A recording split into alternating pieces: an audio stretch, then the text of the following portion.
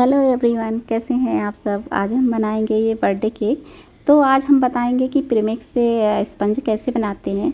तो मैंने यहाँ पे लिया है हार्ट शेप का मोल्ड और इसे रख के एक पेपर पे इस प्रकार से कट कर लेंगे, इसके साइज़ का पेपर। अब इसे हम क्या करेंगे, इसके अंदर लगा देंगे और इसे बनाएंगे हम तवा पे। तो इसके लिए हम तवा को रख देंगे एकदम स्लो, मतलब फ्लेम पे रखेंगे इसे हीट होने के लिए। तो 10 मिनट के लिए इसे हीट कर लेंगे।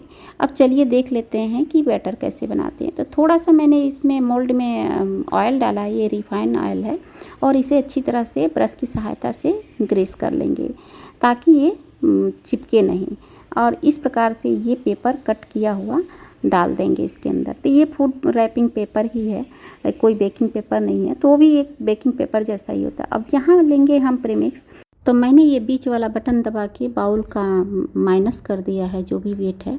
अब इसमें प्रीमिक्स लेंगे। तो यहाँ मैंने प्रीमिक्स लिया है 144 ग्राम, और इसमें मैं 2 स्पून डाल रही हूँ मिल्क पाउडर। तो मिल्क पाउडर ऑप्शनल है, लेकिन हाँ, मिल्क पाउडर डालने से आपका टेस्ट, केक का टेस्ट बढ़ जाता है।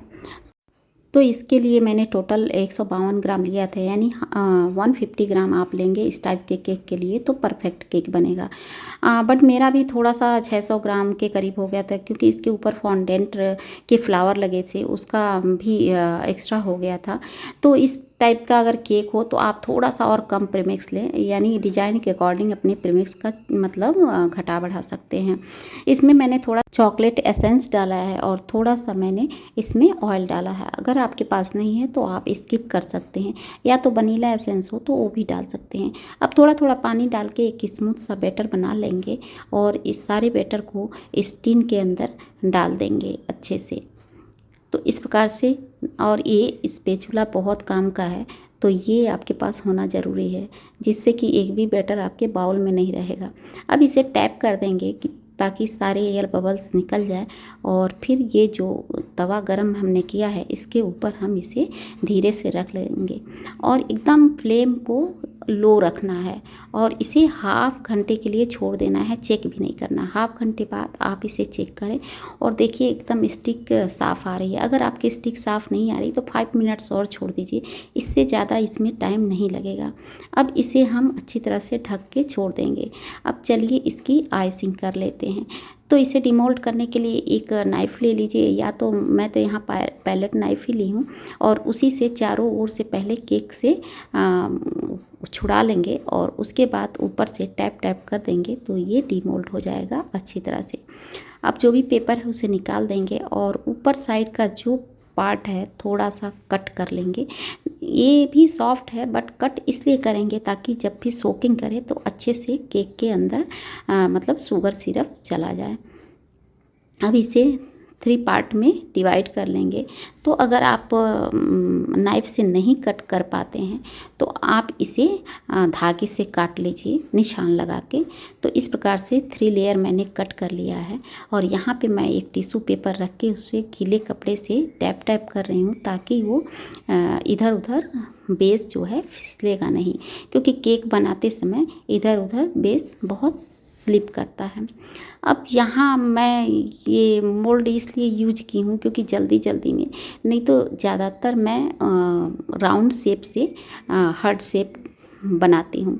तो राउंड शेप, अगर आपके पास हार्ट वाला मोल्ड नहीं है केक वाला, तो आप राउंड शेप वाले से भी हार्ट शेप बना सकते हैं।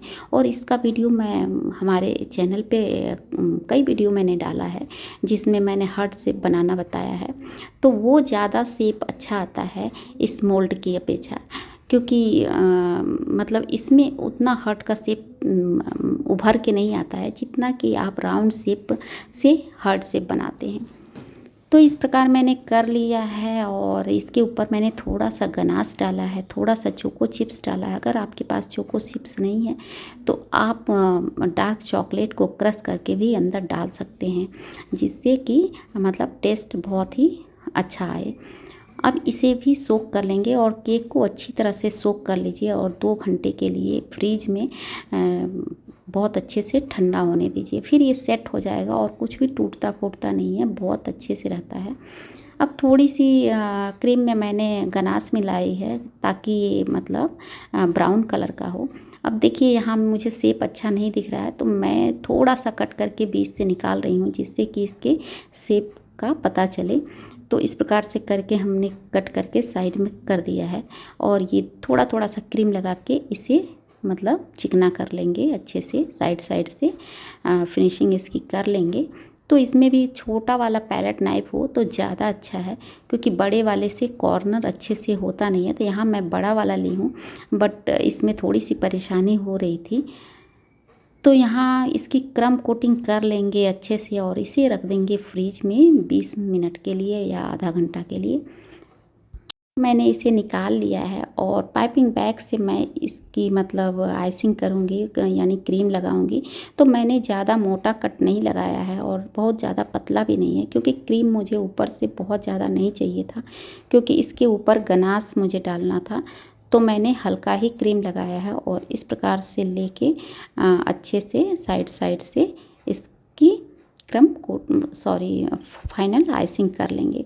तो अच्छे से करेंगे, थोड़ा बहुत रहेगा तो भी कोई बात नहीं है, क्योंकि ऊपर से तो हमें गनाश डालना है।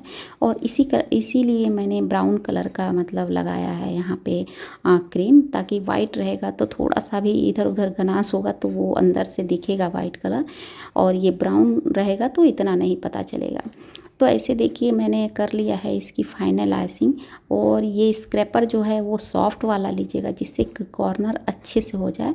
बड़ा वाला स्क्रैपर का यूज यहाँ पे नहीं करना है, छोटे स्क्रैपर से, और ये जो फोल्ड हो जाता है उस टाइप का स्क्रैपर से करना है। अगर आपका नहीं स्मूथ हो रहा है तो थोड़ा सा पानी ले लीजिए, और पानी में डिप करके डायरेक्ट उसी पैलेट नाइफ से आप उसे स्मूथ करिए तो अच्छे से हो जाएगा। अब यहाँ कॉम का डिज़ाइन बना हुआ था, तो यहाँ मैंने कॉम से डिज़ाइनिंग भी कर ली है। अब इसे रख देंगे फ्रिज में, यानी गनाश डालने से पहले इसको फ्रिज में अच्छे से ठंडा कर लीजिए। अब यहाँ हम बनाएंगे फ्लावर। तो फ्लावर बनाने के लिए यहाँ मैंने रेड कलर का फॉन्डेंट लिया है, और ये राउंड शेप का मेरे पास कटर है, आपके पास नहीं है तो आप कोई ढक्कन ले लीजिए, और इससे मैंने राउंड राउंड कट कर लिया है। और ये जो फॉन्डेंट रेड कलर और ब्लैक कलर और वाइट कलर, ये 3 कलर मैं लेती हूँ, बाकी और सब कलर को वाइट में ही मिला के मैं बनाती हूँ। तो मैंने इस प्रकार से सबको चारों को चिपका लिया है, और फिर एक साइड से ऐसे करके रोल करते जाएंगे, थोड़ा थोड़ा सा पानी लगा के उसमें चिपकाते जाएंगे, जिससे कि ये अच्छी तरह से चिपक जाएगा। और यहाँ ये बड़ा लग रहा था मुझे, तो यहाँ पे मैं 3 ही का एक निकाल दिया है मैंने, और 3 का ही रोल करूँगी। और थोड़े से उसके जो पेटल हैं उसको, पंखुड़ियों को बाहर की साइड थोड़ा थोड़ा सा आप फैलाते जाइए, और इस प्रकार से। तो पीछे बहुत ज़्यादा ऊंचा लग रहा था, तो इसके लिए मैंने पीछे से थोड़ा सा कट कर दिया है दोनों में से। तो इस प्रकार से करके मैंने इसे कर लिया है। अब ऐसे ही मैं मतलब मुझे यहाँ पे 9-10 फ्लावर बनाने थे, तो यहाँ मैं 3 ही चिपका रही हूँ, और इसे भी ऐसे ही रोल कर करके आप इतने सारे फ्लावर बना लेंगे। अब चलिए, यहाँ पे मैंने फ्रीज से पूरी तरह से अच्छे से ठंडा हो गया है। अब इसे हम करेंगे गनाश से पोर करेंगे, यानी गनाश गिराएंगे। तो गनाश बनाने के लिए आप 1 पार्ट चॉकलेट लीजिए, और 2 पार्ट इसमें क्रीम डालिए, फ्रेश क्रीम डालिए या व्हिपिंग क्रीम डालिए, या मिल्क भी डाल सकते हैं। अगर आपको पतला लग रहा है तो थोड़ी देर के लिए आप उसे फ्रीज में रख दीजिए, तो थोड़ा सेट हो जाएगा, और फिर आप इसे इस टाइप का करके कर सकते हैं। तो अगर आपको डायरेक्ट डाल के और ऊपर से इतना अंदाज़ा है कितने में हो जाएगा नीचे तक, तो आप कर सकते हैं। बट मुझे लगता है कहीं कम ना हो जाए जब पूरा पोर करना होता है, तो इसके लिए मैं इस प्रकार से नेट जाली के ऊपर रख के इसको मतलब गनाश को गिराई हूँ। अब ये है ट्रफ़ल से मुझे डिजाइनिंग करनी थी। तो ट्रफ़ल बनाने के लिए 1 पार्ट अगर आपका चॉकलेट है तो उसका आधा ही आप क्रीम लीजिए, और उसे अच्छे से गरम कर लीजिए गैस के ऊपर, या माइक्रोवेव भी कर सकते हैं 30 सेकेंड के लिए, और चलाते जाइएगा बीच बीच में, नहीं तो फिर वो जल जाएगा। तो उसे थोड़ी देर के लिए फ्रिज में रख दीजिए, सेट हो जाएगा तो आप गनाश ट्रफ़ल से डिजाइनिंग कर सकते हैं। अब यहाँ मुझे गनाश के ऊपर डिजाइनिंग करनी थी तो बहुत मुश्किल हो रहा था, बट धीरे धीरे करके ऐसे मैंने कर लिया है यहाँ पे। अब यहाँ लिखना था हैप्पी बर्थडे, तो यहाँ मैं क्रीम में ही थोड़ा सा क्रीम को पतला की हूँ। और भाई इसके ऊपर लिखना बहुत रिस्क वाला काम है, बट मैंने वो रिस्क लिया है और यहाँ मैंने बहुत डरते डरते लिखी थी, बट लिख दिया था मैंने, क्योंकि ज़रा सा भी गड़बड़ी होती तो फिर पूरा केक ख़राब हो जाता, मैं कुछ नहीं कर पाती। अब यहाँ पे टॉपर लगाए थे वो चॉकलेट के मैंने बना के। तो उस दिन इतनी गर्मी थी और जहाँ मैं काम कर रही थी वहाँ कोई एसी नहीं था, फ़ैन भी मैं बहुत कम चलाती हूँ क्योंकि क्रीम में हवा भर जाती है, तो इसके लिए अब मैं लगाई तब तो मुझे ध्यान नहीं आया, बट जब जैसे जैसे मैं डेकोरेशन करने लगी तो ये पूरा वो मेल्ट हो के इसके टॉपर जो चॉकलेट वाले थे वो टूटने लगे। और मैं तो बहुत परेशान हो गई, मैं बार बार चेंज कर रही थी क्योंकि मैंने बहुत सारे टॉपर बनाए थे और सारे टॉपर मैंने लगा दिए, बट सारे के सारे टूट गए। किसी तरह 2-3 बचे थे तो उसे मैंने लगा के मैंने ये उनको दिया, मतलब वीडियो बनाया और उनसे बोला भी, तो उन्होंने बोला कि आप टॉपर हटा दीजिए, नहीं तो वो घर आते आते भी टूट जाएगा, इतनी गर्मी है, आप केवल फ्लावर लगा के ही आप दे दीजिए। तो पता नहीं मेरे साथ ऐसा हो रहा था कि सबके साथ देखिए ऐसे ही टूट रहा है वीडियो में भी, तो ऐसे ही हो रहा था और मैं इतनी परेशान हो गई। इतना सुंदर केक लग रहा था बट उसका लुक ख़राब हो गया था इस मतलब चॉकलेट टॉपर की वजह से। तो जब भी गर्मी में इस टाइप के चॉकलेट के टॉपर लगाने हो तो मेरा सजेशन है कि आप इस टाइप के टॉपर मत लगाएं, थोड़ा थिक वाला टॉपर लगाएं। तो कैसा लगा केक, अच्छा लगा हो तो लाइक करिए, सब्सक्राइब करिए। Thank you.